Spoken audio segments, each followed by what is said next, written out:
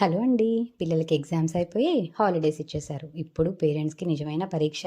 అంతసేపు వాళ్ళని టీవీ చూడకుండా ఎలా ఎంగేజ్ చేయాలా అని. మనకున్న ఏకైక ఆప్షన్ ఏంటి? గేమ్స్ కానీ, బుక్స్ కానీ. ఈ మధ్య నేను పర్చేస్ చేసిన గేమ్ పేరు ఫ్రాగ్ బ్యాలెన్సింగ్. ఇది అమెజాన్ నుంచి పర్చేస్ చేశాను. క్వాలిటీ పరంగా అయితే సోగా ఉంది. మరి టూ మచ్ గుడ్‌గా అయితే లేదు.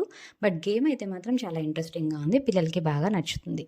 ఇందులో ఒక స్టాండ్, పైన ఒక 5 స్టెప్ ప్లేట్, ఒక 50 ఫ్రాగ్స్ అనేవి మనకి ఇవ్వడం జరిగింది. ఒక డైస్ ఉంటుంది. ఆ డైస్ వేయాలి. ఏ నెంబర్ అయితే వస్తుందో అన్ని నెంబర్ ఆఫ్ రాక్స్‌ని మనం ప్లేట్ మీద పెట్టాల్సి ఉంటుంది.